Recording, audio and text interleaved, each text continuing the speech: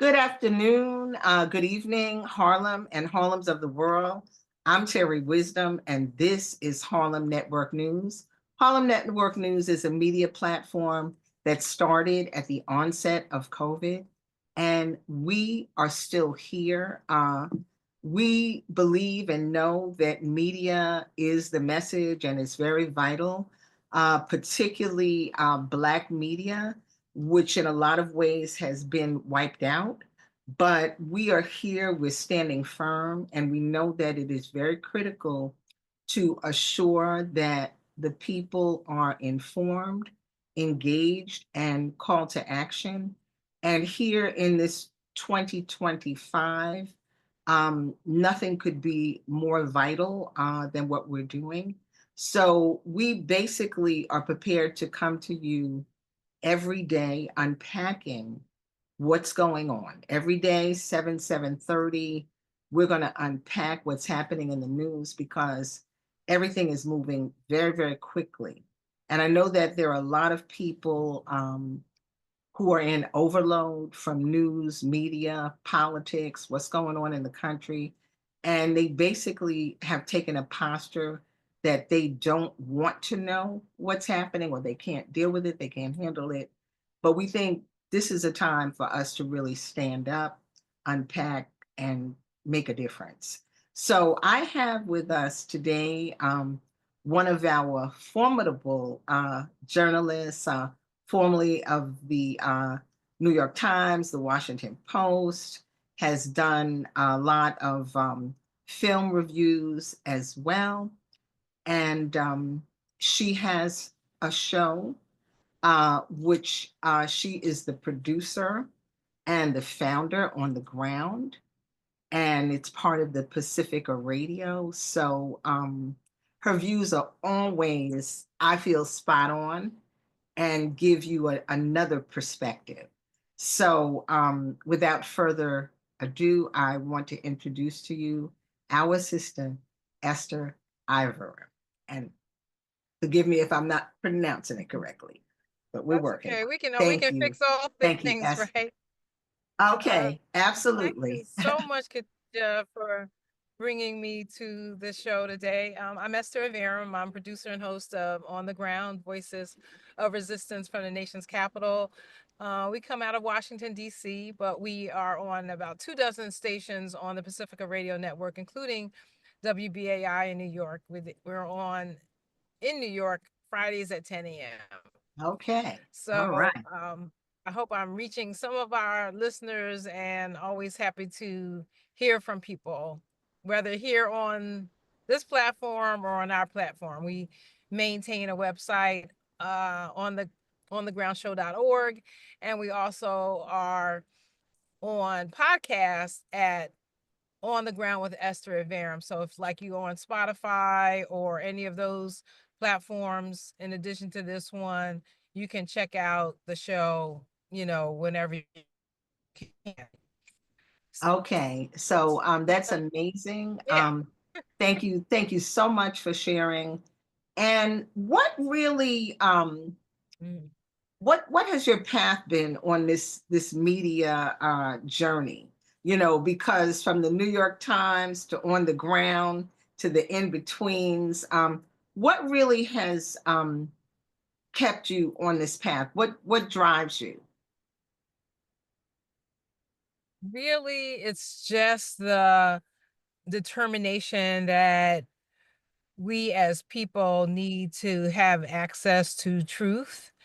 And we're living in a media environment that is so corporatized, it's so filled up with spin and just what we call like a certain narrative spun by whether it's the State Department or the Pentagon or whatever. And so we need our own sources of information so that we can, you know, just get to the truth. We don't want warmongers, the people who are trying to make war, make profit off of these endless wars, be the only ones that get to tell the truth.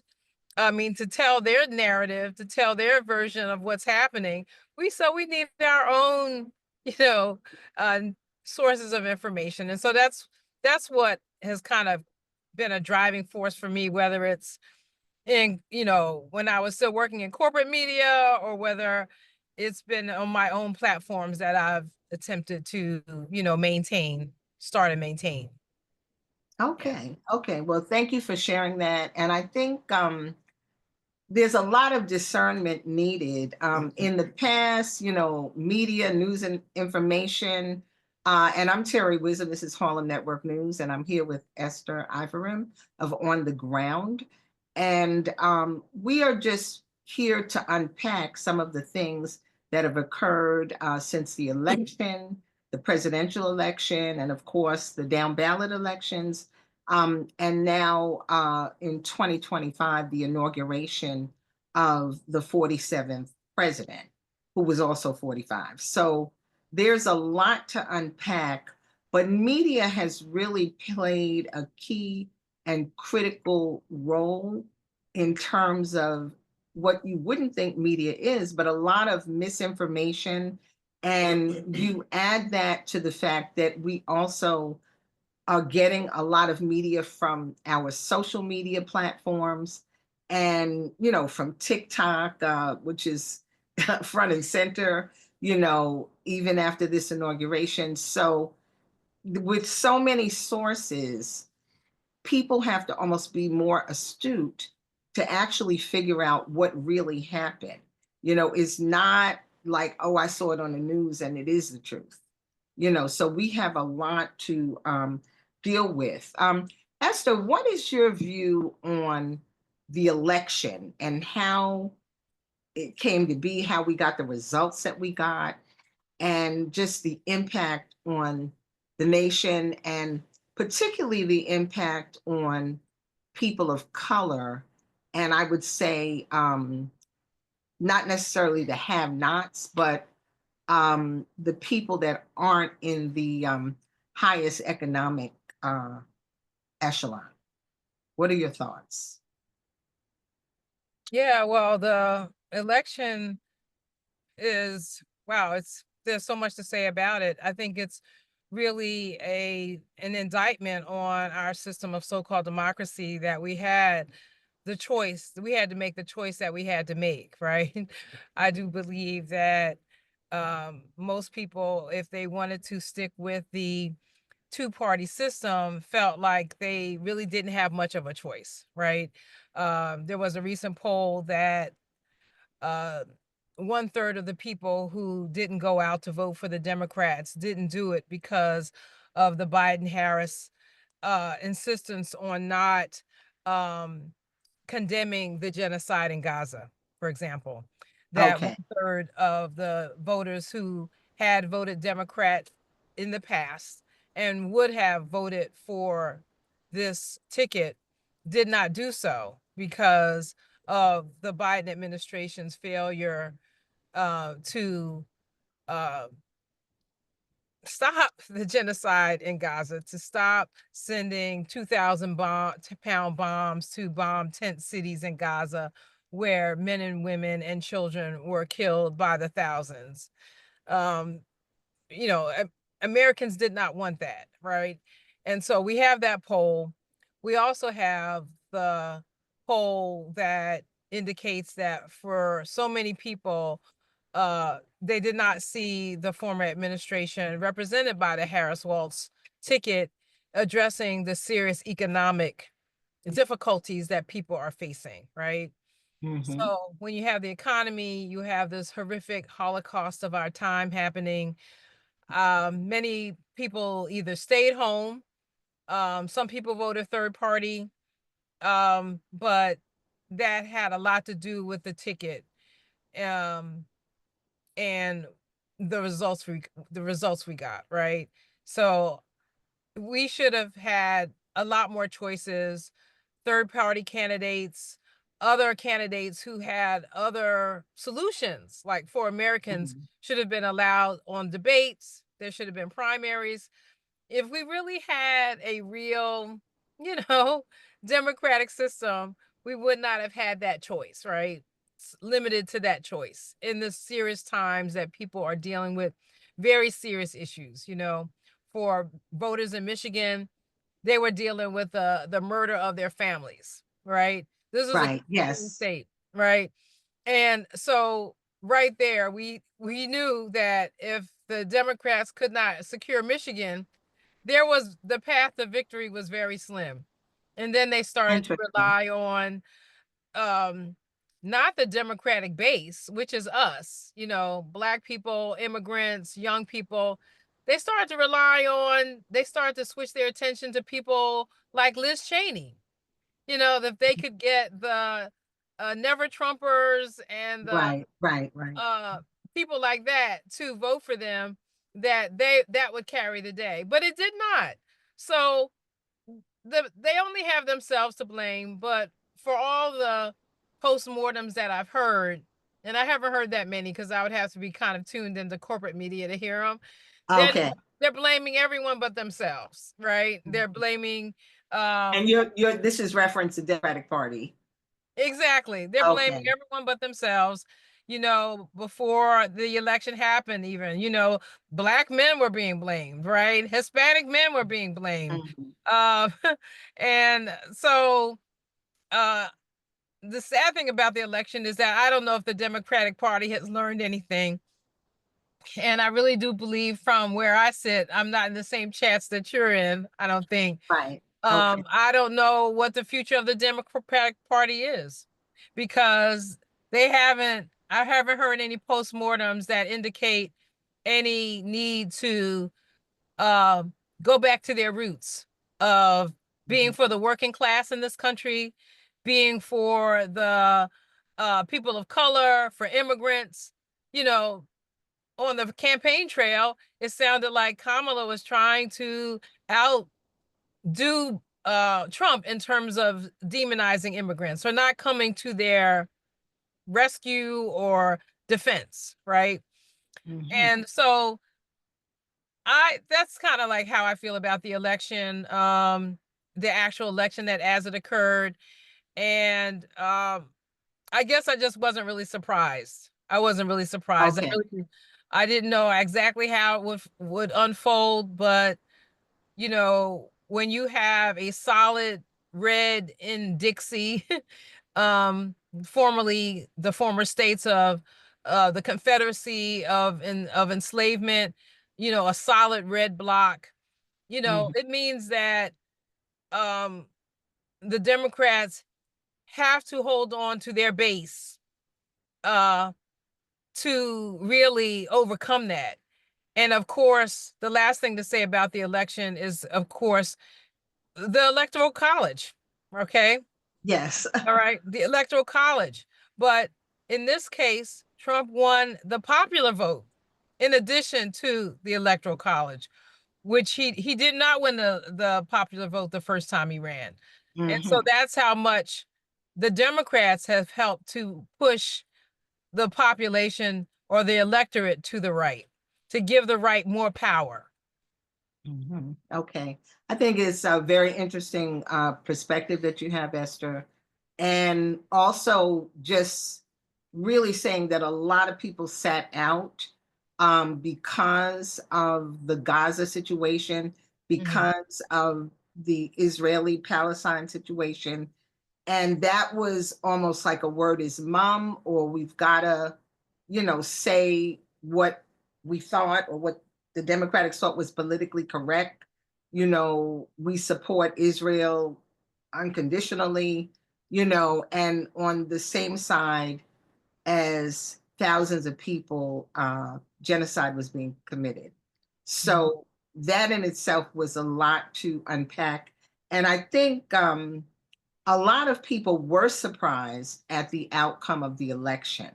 And I think because there was such a rallying, particularly among Black women, to really get out there, organizations like Win with Black Women, which I have been a 4-year member of, um, Mhm.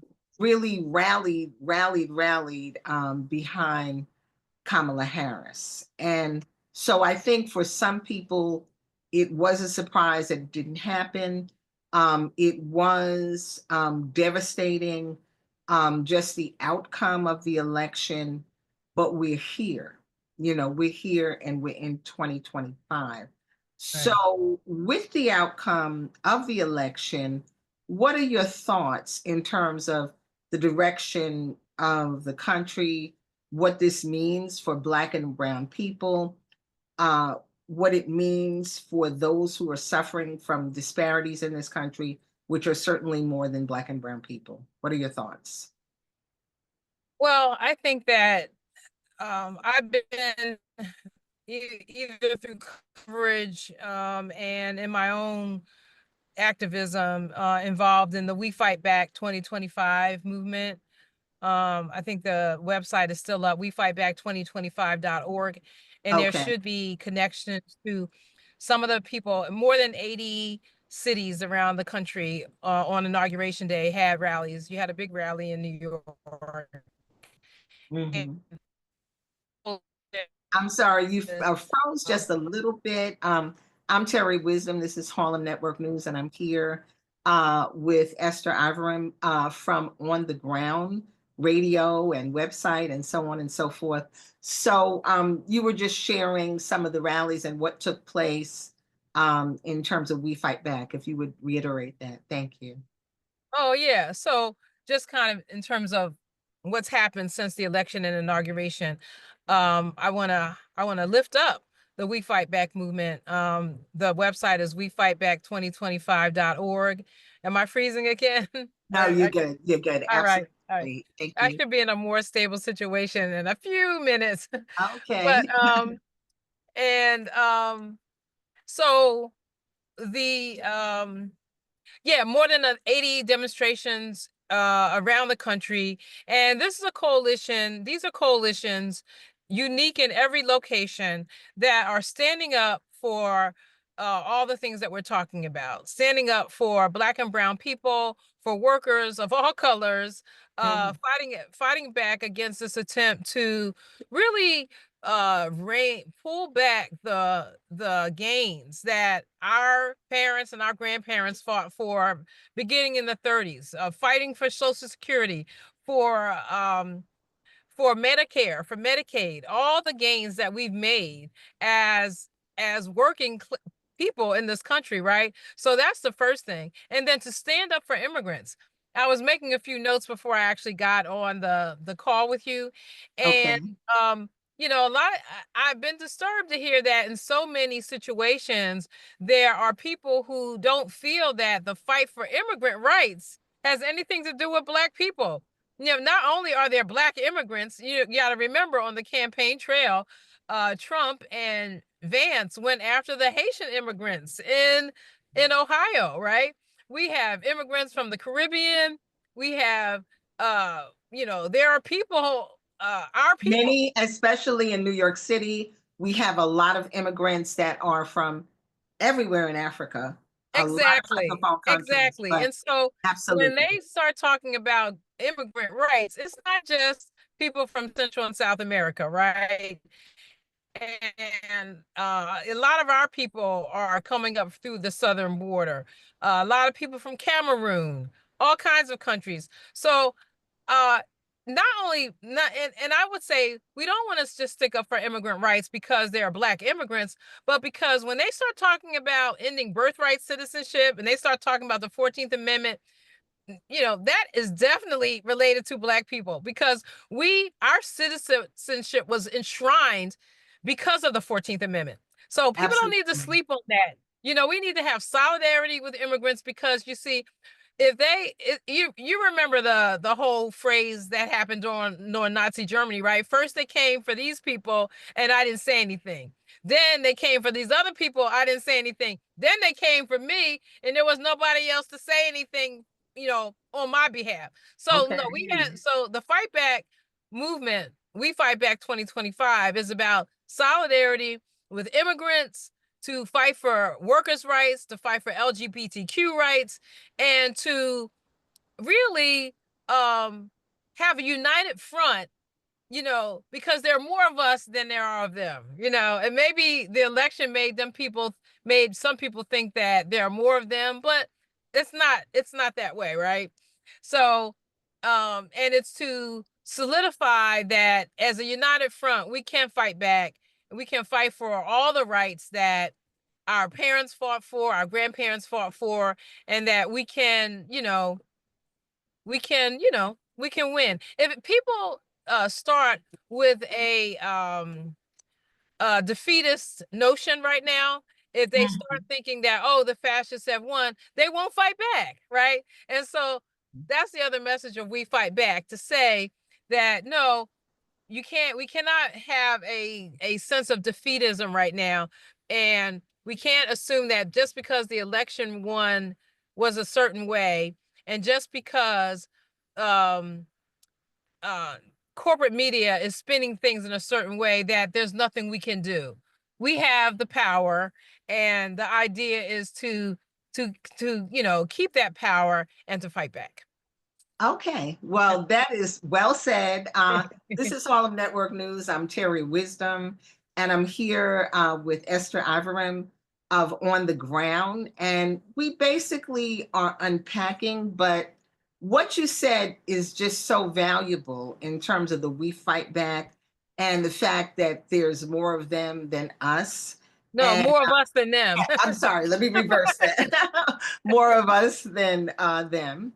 And I'm inspired. You know, I was in church here in New York City at the Abyssinian Baptist Church, formerly the Church of Adam Clayton Powell Jr., and just reminded of the fact that even before the bus boycott in the 40s, we had a Harlem bus boycott because Black people were not being hired to drive the bus, but we were riding the bus.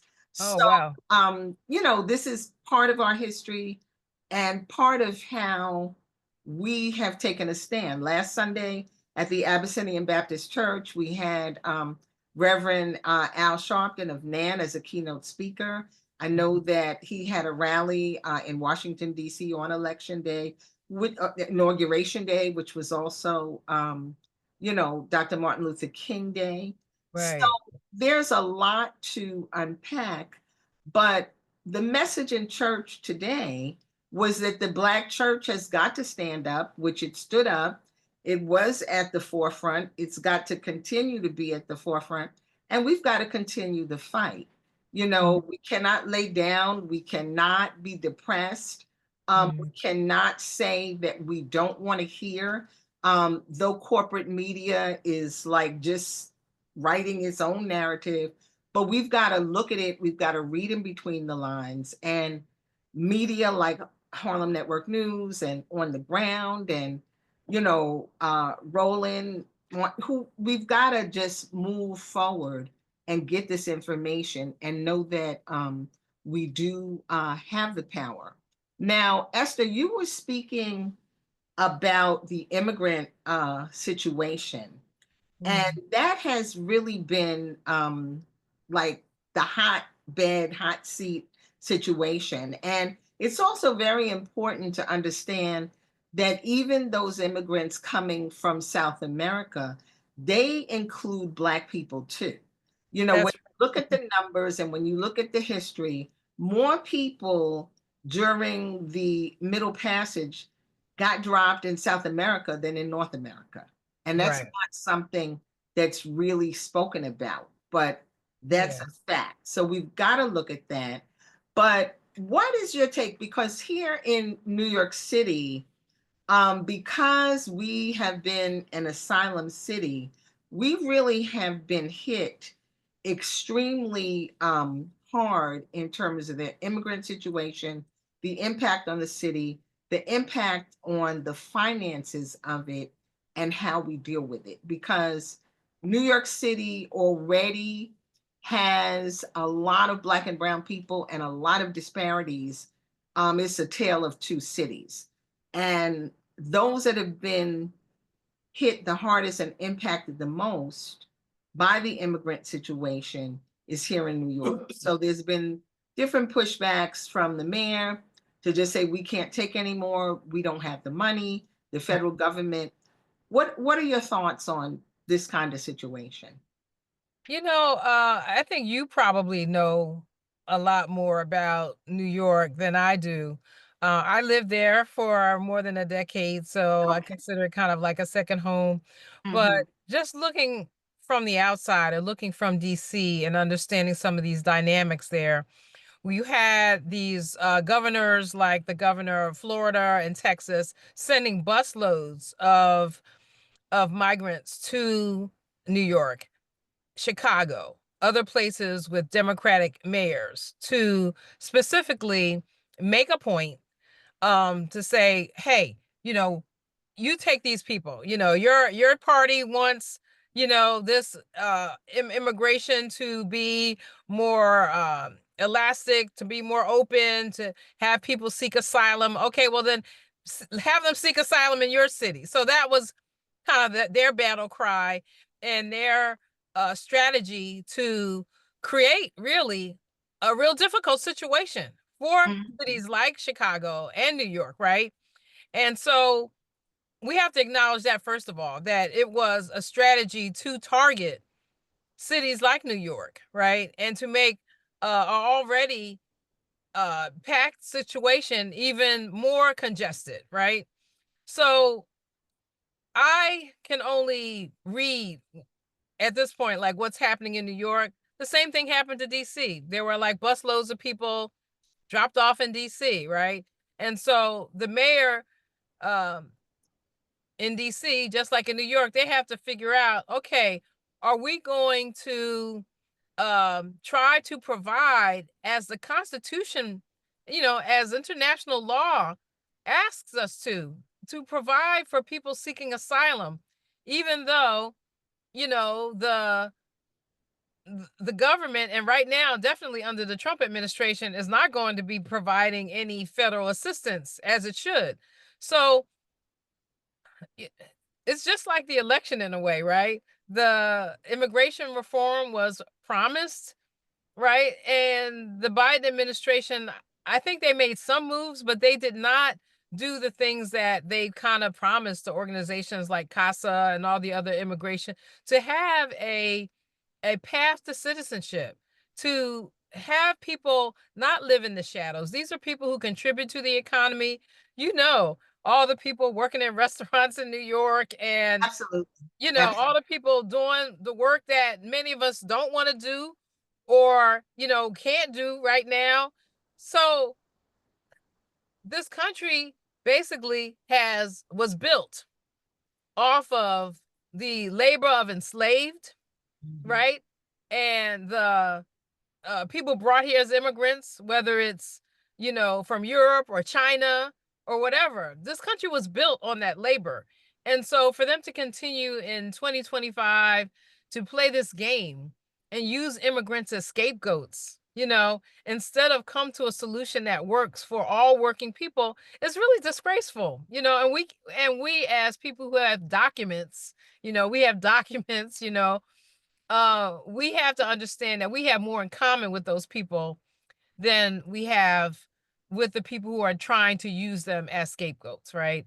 Um, I'm not really sure in terms of the legislature and what's going to happen. We know that we're going to have to really fight this administration, this Congress, to get to a point where we can uh, enact the kinds of legislation that will help all of us, right? We all need a minimum wage. Absolutely. We need jobs that can support a family, right? So that people are not having to do, two and three jobs, or these corporations, companies can't get away with exploiting immigrant labor at our expense, right? So they'll say, well, well, no, I can get these people over here to work for hardly anything. Why should I pay you? So that hurts all of us, right? But that's not the immigrants' fault, right? That's the fault of the system. So Yeah, absolutely. so that's It's what been yeah. more than enough. That's what I'm looking at. I don't want to get into the ways that they are just continually trying to demonize immigrants. They're not the problem.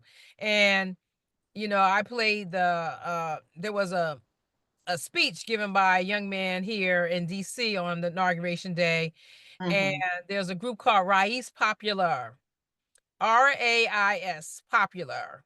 Okay. And he made the point that, he said, why do we come here? He said, we come here because of US imperialism, Mhm. because you have come to our country, destabilized our country. We have tried to form governments that are equal and democratic, that will serve the needs of people in Nicaragua and Ecuador and El Salvador and Venezuela and all these Cuba and all these places that people are coming from.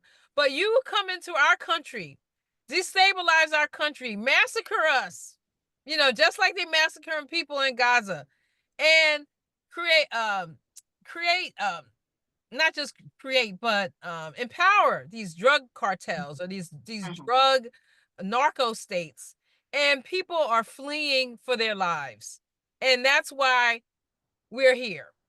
And it was such a good speech. Now Okay. I'll send you the link.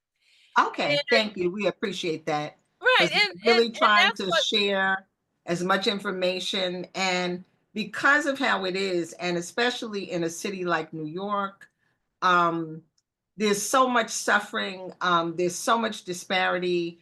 yes, People that are here don't have enough money, even if they're working, given the tax structure. Congestion pricing, everything is being put on the working people. And then it's a divide and conquer because as some of the asylum seeker people have come, they have been given housing and granted the corporations and the big hotels are making lots of money off of them staying there, giving them so it becomes a war, but it's really not against these people. And as you said, for it all to be thrown at a New York or Chicago that's already bleeding, and even with the education, though asylum seekers may be in hotels in Midtown, when it comes to sending the children to school, they bring them up to Harlem. So you got to look at that, which is an already stressed situation. But I guess the whites where they are or the higher economic range of where they're staying don't want them in their schools. So it's a whole thing that we've got to look at.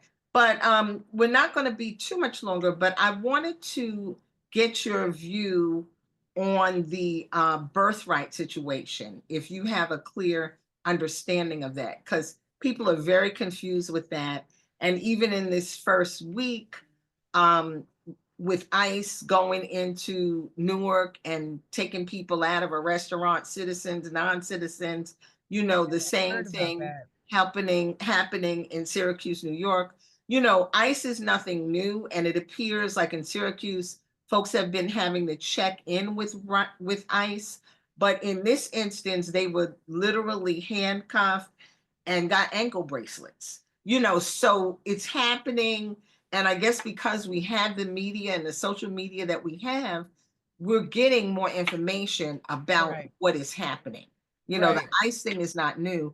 But do you have clarification on the birthright situation? Because people are very confused because half of the country's parents weren't born um, in this country.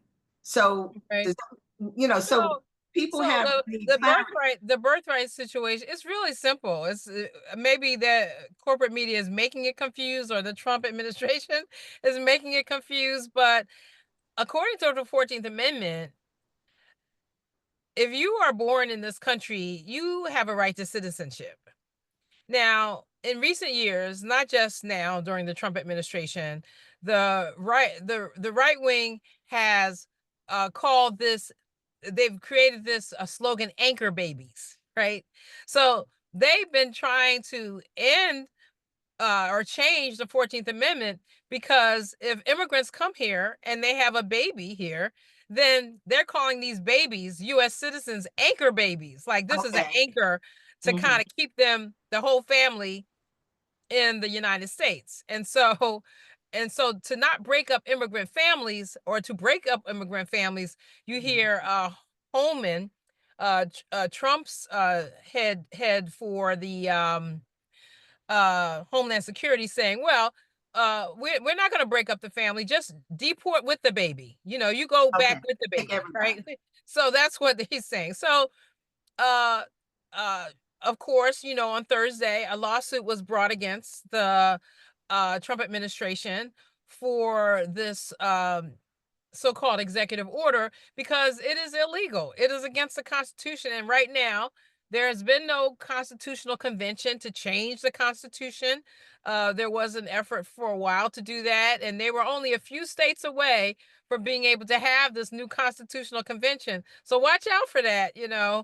Um, but but right now, it is still illegal to treat someone born in this country in a different way other than as a full citizen.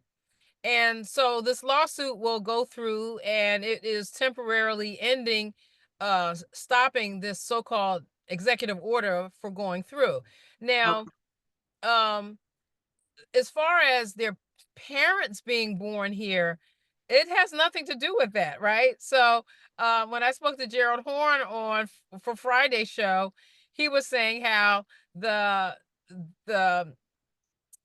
Republicans called this executive order kind of like the Kamala Harris executive order. In other words, Okay. if they had this kind of rule in place before, even she couldn't have run for president because they wanted to say that, well, they want to extend it to if you are the child of immigrants, then you Okay. don't have citizenship, right? So Mhm. really think about that, right? They would be basically denying citizenship, like you said, to a good majority of the country, Absolutely. right? Absolutely. Um, And we have to even look at an Elon Musk who's not born in this country. So where do we and how do we, you know, right. So they and a good portion of the so-called, Euro American population, their parents are from someplace else too, right? So absolutely. obviously, Absolutely. I would just say people shouldn't be confused and they should understand the Constitution, what the Constitution says. And right now, Trump and nobody he appointed has any authority or power to change the Constitution. Okay. Well, thank you for that. And I Yeah. guess there's also been other thoughts and comments because where ICE is concerned, as they're picking up people, and we know in this country, if you don't have money and you don't have the right lawyer, if they pick you up, even if you are innocent, in a flash, you could be picked up, sent out, and really, or sat in a jail for a long time because you didn't have bail or you didn't have an attorney. So those are some of the concerns. Right. And that, yeah, I know there's some groups right now. I'm really doing a lot of organizing around that. I know I've seen some posts about, your rights if they knock on your door. Like you don't have to don't open your door if they don't show you a warrant with your name on it and they don't show you ID. Uh, they that you don't have to open the door. In terms of people picking you up in public, I think that as independent media, we need to provide information to people about some of these situations with ICE right now. So maybe when we finish, you can put some links in your post, and I'll definitely try to put some stuff on thegroundshow.org for people to check out or on our social media. I've been sharing things, Yeah, but no, it's very important, yeah, because like I said, a lot of people are devastated yeah, and depressed and they're just closing their eyes. So we want to make sure that people are informed and can really, hmm, stand up and take some action. So we're right. going to wind down. Yeah, Just I have to go, thoughts. girl. The Gotta game go, is gotta going. go. Game So is just coming on. I gotta go. there's too much to talk about, but Yeah. just your thoughts on the ceasefire and any other final comments that you'd like to make. Well, we see that Israel is not honoring the ceasefire, that there are thousands of people gathered at the midpoint to return to northern Gaza, and some of them have been shot and killed by Israeli forces that aren't allowing people to return to the north as the ceasefire, the first phase of the ceasefire dictates. On the other hand, we've seen the Qassam brigades and the other resistance fighters hand over IDF soldiers, female soldiers, I believe on Saturday, holding up their end of the bargain. And that was Okay. some of the people returned to Israel. Uh, just similarly in South Lebanon, where that ceasefire was where Hezbollah had withdrawn from the areas that they had maintained, and they had fought back to Israel. Israel was not able to get any foothold in southern Lebanon, and so they agreed to this ceasefire. The ceasefire was negotiated with the Lebanese government, not with Hezbollah. And during that whole time, they've gone in and continue to uh, wreak destruction and havoc in southern Lebanon. And as people have tried to return, now that this that phase is over, they're supposed to be able to return. They're being fired on and killed by Israeli forces. So we'll have to see. The resistance is not defeated in Gaza. That's the other thing that isn't Okay. reported in corporate media. They're not defeated. They uh, fought Israel and continue to fight to the end until they got this ceasefire.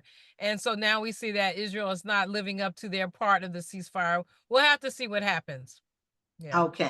Yes, we much to talk about, much to unpack. So, if you would just like to make some final closing statements, and also let us know how folks can continue to follow on the ground and all of that good stuff. So, thank you. Absolutely. So again, thanks for inviting me, Khadija.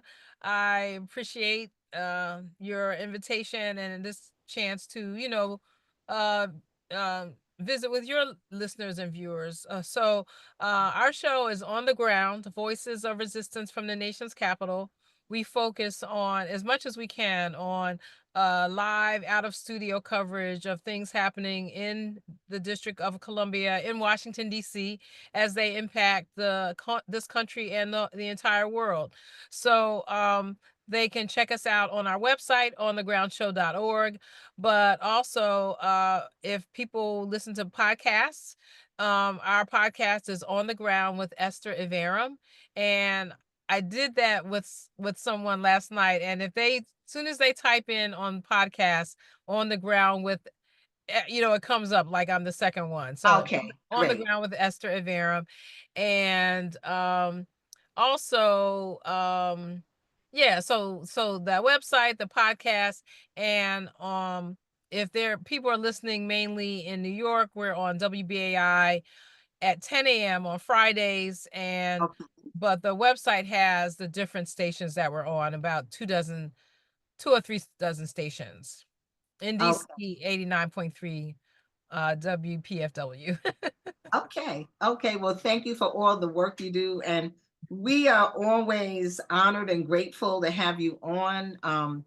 It's always a fresh perspective, and you come straight out of a whole journalism world. So there's always a lot of research and resources. And that's very, very important.